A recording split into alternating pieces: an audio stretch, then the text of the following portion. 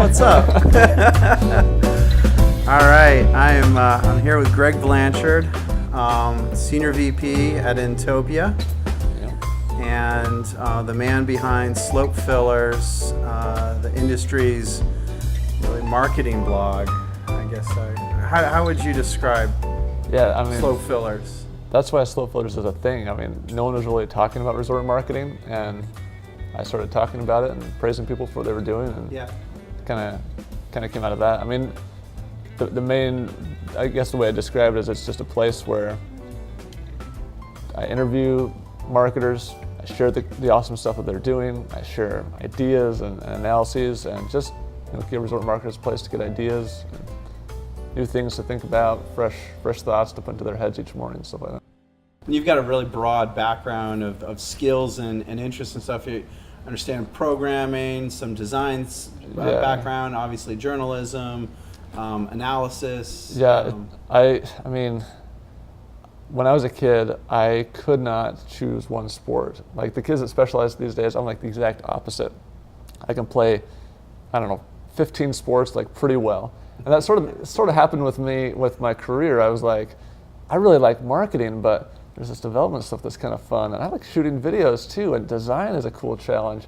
And it worked really well in small business because you wear all those hats. And so I kind of got pretty good at all these things, but with Slopefillers it really served me well. I could create my own WordPress templates, and then I could shoot a video if I needed to, and I could write pretty well. I've definitely gotten better at all those things through the practice of just doing it over and over again.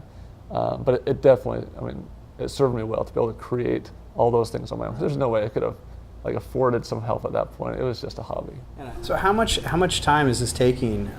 Of your work week? What percentage do you dedicate to Slopefillers? Well, it shouldn't surprise people that know how many typos I have in my posts, but not a ton. A big week would be a full day of Slopefillers. Usually it's 4 to 5 hours, maybe 6 hours of Slopefillers. And so that I try to write 3 times a week. Well, I'm back on 3 times a week. I was off it for a little while. Try to write 3 times a week, and then that's also anything else I do along with it. It's opened up some cool doors for me in other ways that I've been able to get involved with in terms of speaking opportunities and other things. So 4 to 6 hours for writing the posts, and then maybe a little bit more on top of that for other stuff that comes up. So over all these 8 years of Slopefillers, is there one interview or one post or one breakthrough, one idea that sticks out over that time? That's a good question.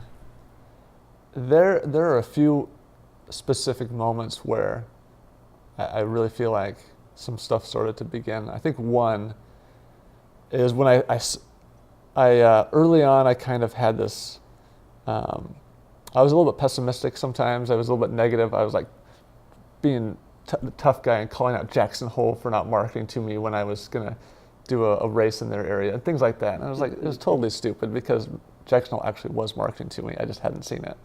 But then I kind of got over that, and I got to the point where I'm like, okay, I don't have to call people out, but I can share ideas that are maybe a little bit different, well, maybe a little bit controversial. And the one that stands out is I wrote a post called, "Is the business of ski school killing the growth of skiing?" or something along those lines. And I was basically saying, is the fact that we're trying to monetize every single person that enters our sport, is that the thing that is keeping us flat? Is that the thing that's keeping us from actually seeing an upward trend when Dave Beelan shares his Kottke report? And obviously, a lot of ski instructors were not very happy with that, but we had this really good discussion started. There were the people, there were the haters, there were the trolls in there, but there was just a really cool moment to see, I could share things, I could do it politely, and I could spark these conversations that might actually lead to something. It was a really cool moment for me, because there are some, to the point of this series, there are some big challenges and things happening that I think we need to have conversations about.